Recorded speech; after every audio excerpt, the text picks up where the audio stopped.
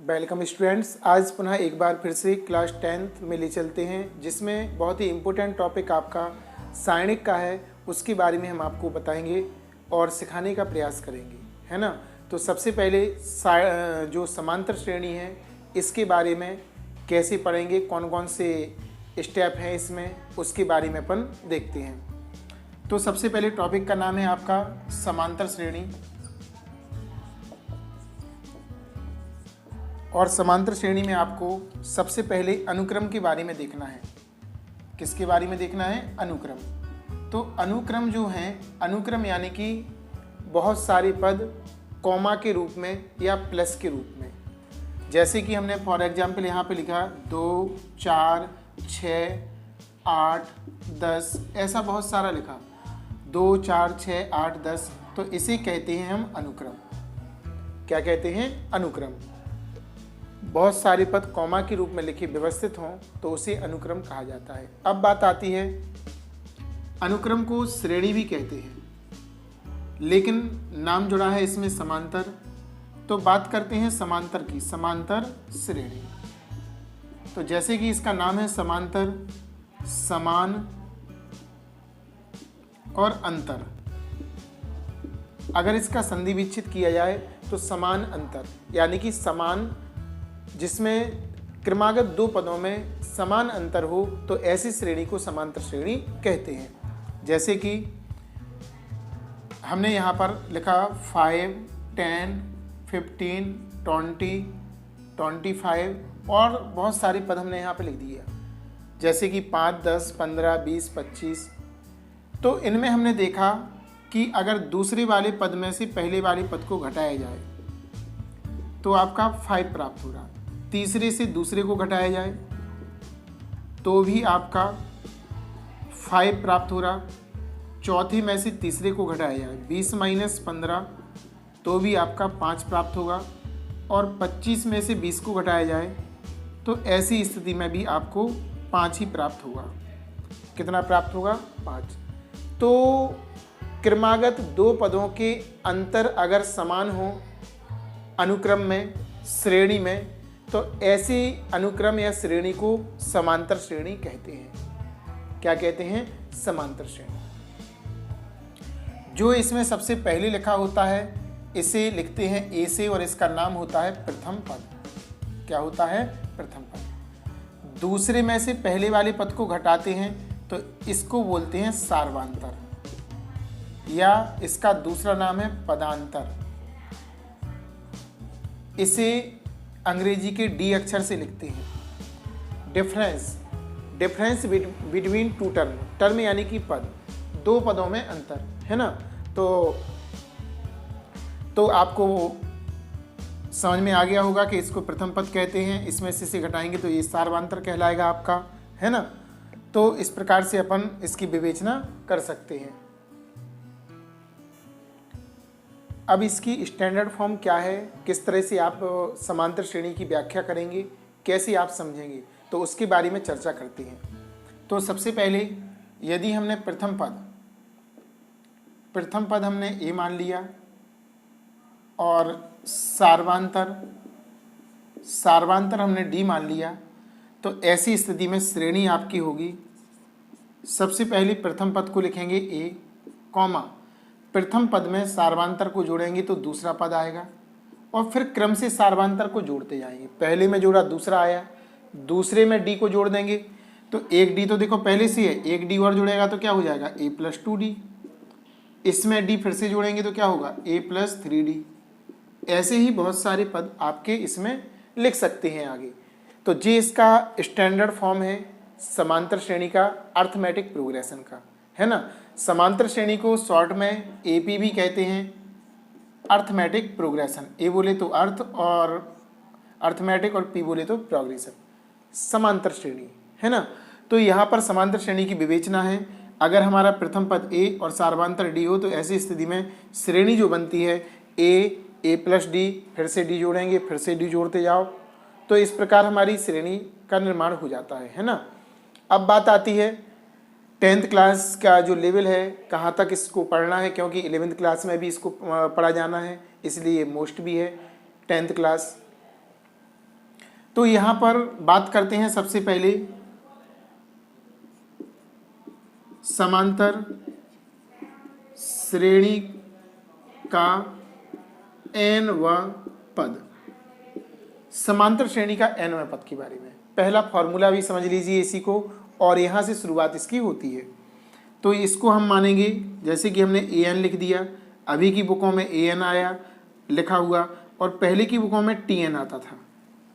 पहले की बुकों में क्या आता था? tn। तो इसका फॉर्मूला आपका हो जाएगा a plus n minus one into d. A plus n minus one into d, जी आपके nवें पद का फॉर्मूला है। कहाँ से? प्रारंभ से, क्योंकि अंत से भी इसका होता, तो प्रारंभ से है, इसलिए ध्यान भी रखना कि प्रारंभ से ये nवां पद ज्ञात करने का फॉर्मूला है आपका। अब अगर अंत से कहें तो अंत से आपका होगा an बराबर l minus n minus one into D.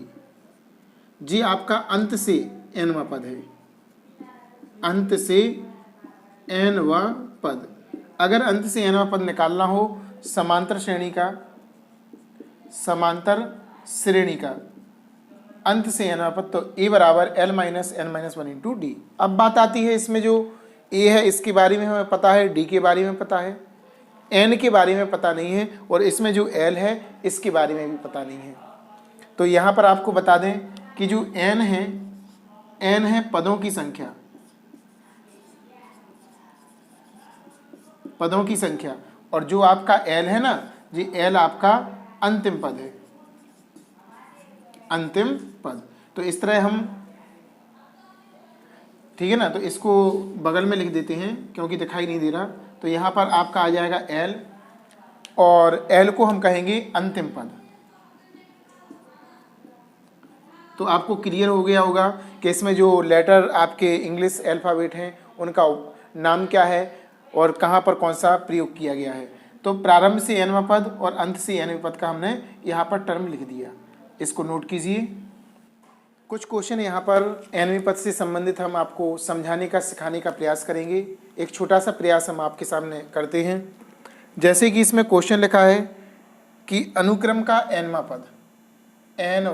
पद आपका दिया है इसमें tn बराबर 2n प्लस 3, और वो कह रहे हैं इसका प्रथम 4 पद निकालो। प्रथम 4 पद आपको ज्ञात करना है।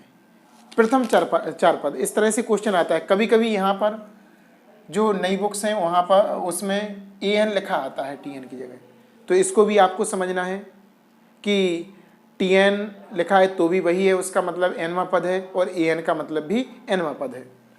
तो यहाँ पर हम 4 पद निकालना है, और 4 पद का मतलब है, मान लेंगे यहाँ पर माना n बराबर 1, 2, 3, 4। अगर 4 पद निकालना है तो क्रम से हम 4 नंबर लेंगे। यहाँ पर 3 निकालने होते तो 3 लेते, अगर 5 निकालने होते तो 5 नंबर तक लेते अपन, है ना। तो यहाँ पर अब क्रम से बारी बारी से n बराबर 1, इसको समीकरण 1 डाल देंगे, 1 में रखेंगे। 1 में रखने पर तो 1 को लिखेंगे tn बराबर 2n प्लस 3, जहाँ पर n है वहाँ पर 1 रखेंगे।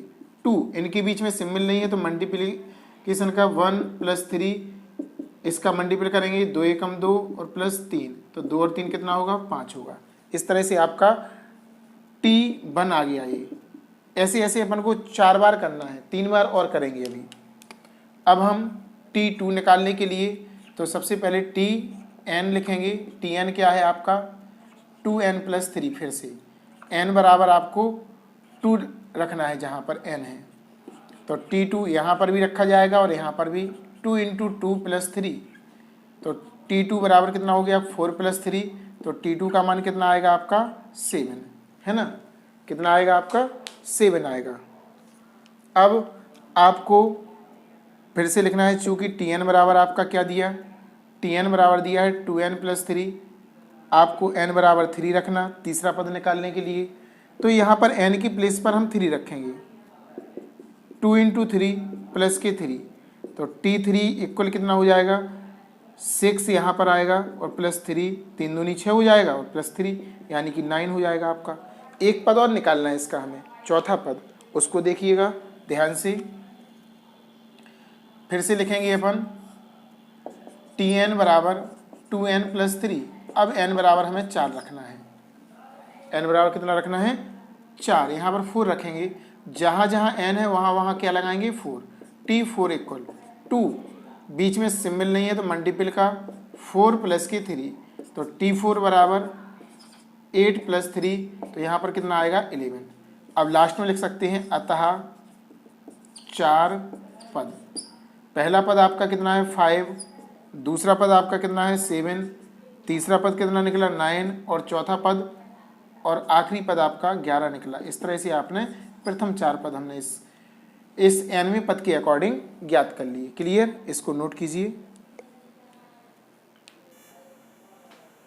कुछ क्वेश्चन यहाँ पर लिखे हुए हैं, इनमें भी सेम वैसे ही करना जो अपन ने अभी हल किया था। किसी अनुक्रम के nवां पद an के लिए निम्नलिखित परिभाषित है। इसके 4 पद, यानी नीचे लिखे हुए an का मान दिया है। 5 क्वेश्चन है, 5 बार आपको सॉल्व करके दिखाना है और इनके प्रथम 4 पद आपको ज्ञात करना है। थोड़ा हम रफली बताएंगे। जैसे कि 4 रखना है तो n बराबर हम क्या लेंगे? n बराबर 1, 2, 3, 4। बारी बारी से लगाएंगे यहाँ पर। जैसे कि ये है तो यहाँ पर 1 रखेंगे, 3 एकम 3 और 1 4, 2 रखेंगे 3 दूनी 6 और 1 7, 3 रखेंगे 3 तिरका 9 और 1 10, 4 रखेंगे 4 तिया 12 और 1 13, है ना? ऐसा हम रख देंगे। ऐसे ही इसके पहले इस वाले क्वेश्चन में 1 रखेंगे तो 1 का वर्ग 1 + 5 6 आएगा। 2 का वर्ग यहाँ पर हो जाएगा 4, 4 और 5 कितना होगा? 9। 3 रखेंगे तो 9 + 5 14, और 4 रखेंगे 16 + 5 तो 21 हो जाएगा आपका, है ना? ऐसे ही इसमें रखना है और गुणा करते जाना है। इसमें हम आपको रख के बताते हैं। या पहले तीसरा वाला देख लो। तीसरे वाले में आपका Tn बराबर क्या दिया है? n+1 आपका इस तरह से दिया क्वेश्चन, है ना? तो यहाँ पर हमें सबसे पहले n बराबर 1 रखना है इसमें। तो Tn बराबर क्या था? n+1 1 रखेंगे तो T1 बराबर, या इसी को an भी लिख सकते, Tn भी लिख सकते और an भी लिख सकते। 1 1 + 1 1 कोष्टक में 2 आएगा, इनके बीच में सिंबल मल्टीपल का होगा, गुणा का, गुणा करेंगे तो 2 आ जाएगा। n बराबर 2 रखेंगे जैसे, तो T2 यहाँ पर रखेंगे 2 2 + 1 तो कितना हो जाएगा? 2 × 3, बीच में सिंबल मल्टीपल का आएगा, गुणा का, 3 दूनी 6, 3 दूनी 6 दिख नहीं रहा इसलिए इसे आगे लिख देना यहाँ पर। अब ऐसे ही आपको T3 निकालना, तो यहाँ पर 3 रखना पड़ेगा n की जगह पर।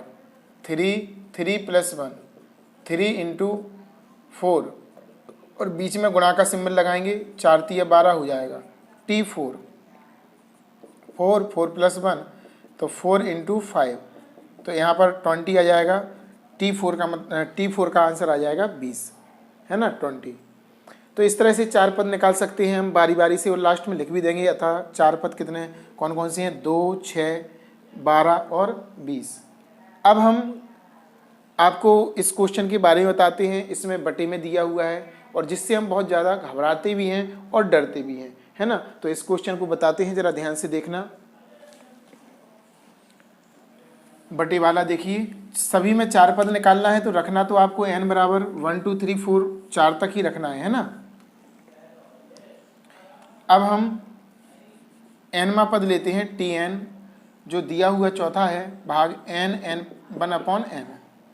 तो क्रम से रखेंगे T1, जहाँ जहाँ n है वहाँ वहाँ 1 लगाना, तो 1 + 1 इक्वल क्या हो जाएगा? 2। T2 के लिए 2 यहाँ पे भी और यहाँ पे भी, 2 + 1/2, तो आपका T2 बटे में 1 मान के लासा लेकर सॉल्व करना पड़ेगा। 2 दूनी 4 और 1 1 4 और 1 जुड़ जाएगा इसमें, और बटे में लासा कितना था? 2, तो आपका 5/2 आएगा, है ना? 5/2 आएगा। अब आपका T3 निकालना है तो 3 + 1/3, फिर से लासा लेना पड़ेगा। 3 लासा आएगा, 3 तिरका 9 और 1 जुड़ जाएगा, 10/3, 8 T3 आ गया।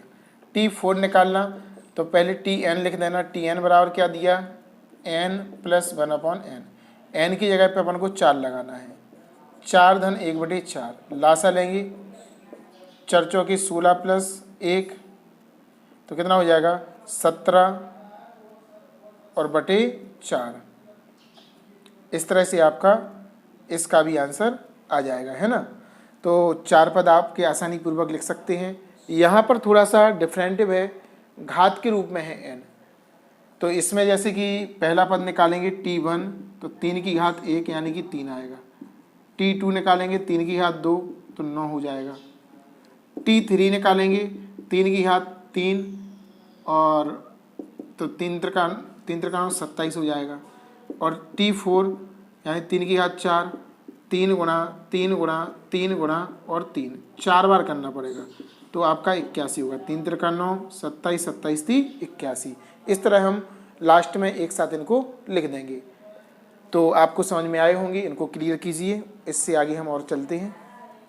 कुछ यहाँ पर हम समांतर श्रेणी को अब पहचानना आपको सिखाते हैं कि कौन सी समांतर श्रेणी होगी, क्योंकि पहला कदम यही है समांतर श्रेणी को पहचानना। तब हम अब आगे बढ़ेंगे इसके या कुछ इसके बारे में और सीखेंगे। तो जैसे कि यहाँ पर हमारे लिए श्रेणी दी है, यहाँ पर हमने लिख दिया 10 18, 18 के बाद लिखा यहाँ पर 26 34 और डैश का निशान लगा दिया। इसका मतलब है कि आगे भी ऐसे पद लिखे हैं। अब आपको चेक करके बताना है कि ये समांतर श्रेणी है या नहीं है। तो समांतर श्रेणी को चेक करने के लिए सार्वधातुक निकाला जाता, डिफरेंस बिटवीन टू टर्म, 2 पदों का अंतर। तो हम सार्वधातुक निकालेंगे बार बार। दूसरे वाले पद में से पहला वाला पद घटाएंगे, 18 माइनस 10 तो 8 आ जाएगा। फिर से निकालेंगे, डी निकालते हैं, 26 में से 18 घटाएंगे तो यहाँ पर भी आपका 8 ही बचेगा। फिर से आपको 34 माइनस 26 तो यहाँ पर जैसे ही घटाएंगे तो भी आपका 8 ही बचेगा। तो सार्वधातुक आपका समान प्राप्त हो रहा। तो ये आपको बताता है, इससे ये निष्कर्ष निकलता है कि दिए हुए जो पद हैं जिस समांतर श्रेणी में है इन एपी में है ना। ऐसा आप लोग लिख सकते हैं। तो लिखेंगे चूंकि सार्वधातुक समान प्राप्त हुआ अतः, लिख देंगे उसी के नीचे, अतः श्रेणी समांतर श्रेणी है। क्लियर। इस तरह से इसकी विवेचना कर सकते हैं अपन। और भी कई पद दिए हों, बटे वाले दिए हों और उनको पहचानना हो तो हम इसी प्रकार से सार्वधातुक निकालेंगे और सार्वधातुक निकालने के बाद समान आएगा तो कह देंगे समांतर है, अगर नहीं आएगा तो मना कर देंगे कि नहीं है ना। नोट कीजिए, एक क्वेश्चन यहाँ पर लिखा हुआ है, इसको आपको समझना है। इसमें निकालना क्या है, ऐसे क्वेश्चन काफ़ी हम देंगे भी अभी करने के लिए, लिख देंगे यहाँ पर। तो इसको बड़े ध्यान से देखना, इम्पोर्टेंट क्वेश्चन है, एग्जाम में आता भी है। तो यहाँ पर श्रेणी दी हुई है 1 + 3 + 5 + 7 एंड सो ऑन। इसे बोलते हैं एंड सो ऑन की आगे भी ऐसे ही का 10वां पद निकालना। तो सबसे पहले जो लिखा होता है उसे कहते हैं प्रथम पद, प्रथम पद। और प्रथम पद का नाम होता है ए बराबर दिया 1। यहाँ पर कॉमा भी लगा हो सकता है, प्लस का चिन्ह भी लगा हो सकता है, इससे आपको घबराना नहीं है। अब आपको निकालना है सार्वधातुक। तो सार्वधातुक को लिखते हैं डी। इस दूसरे में से पहला पद घटाएंगे, इसका फॉर्मूला होता द्वितीय पद माइनस प्रथम पद, तो इसका आंसर आ गया आपका 2। अब आपको निकालना कौन सा है, 10वां पद। कौन सा निकालना, 10वां पद। तो जरा ध्यान देना, T10 निकालना है आपको, या A10 भी लिख सकते हैं इसको। तो आपको बता दें कि समांतर श्रेणी पहला पद ए, दूसरा पद होता a + d, तीसरा होता a + 2d, चौथा होता a + 3d। तो देखो ये है आपका T1, इसको T2, इसको T3, इसको T4 स्टैंडर्ड पद माने जाते हैं।